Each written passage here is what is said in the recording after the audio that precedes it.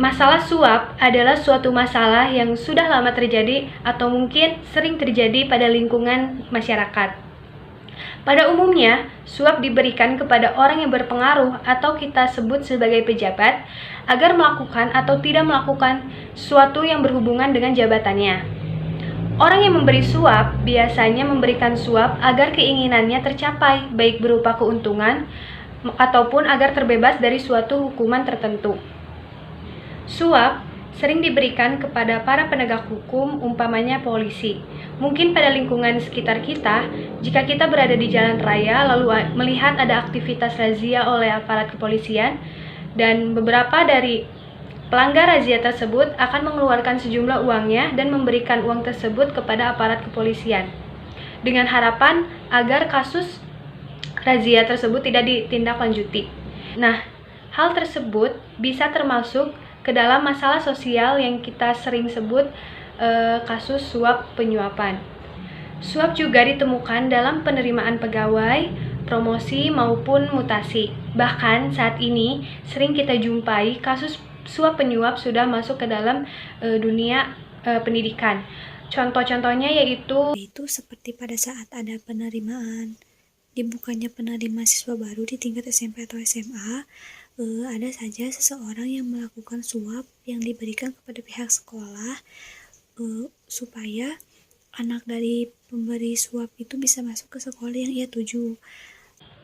Secara internasional, tindak pidana suap dalam jumlah yang signifikan dapat menimbulkan ancaman terhadap stabilitas dan keamanan masyarakat, dapat merusak lembaga dan nilai-nilai etika, demokrasi, dan juga keadilan. Selanjutnya, secara empiris, terbukti bahwa kemungkinan keterkaitan antara suap dan bentuk kejahatan lainnya, khususnya kejahatan terorganisasi, seperti terorisme, perdagangan orang, dan lain-lain, dan kejahatan ekonomi termasuk tindak pidana pencucian uang, yang menempatkan tindak pidana korupsi terhadap suap sebagai salah satu kejahatan yang menghasilkan atau merupakan sumber dana yang bisa dicuci.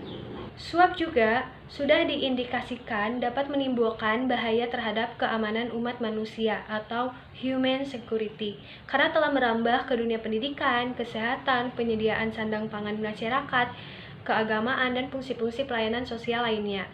Dalam kerangka penyuapan di dunia perdagangan, baik yang bersifat domestik maupun transnasional, suap jelas-jelas telah merusak mental pejabat. Demi mengejar kekayaan, para pejabat negara tidak segan-segannya melanggar Code of Conduct sebagai aparatur negara.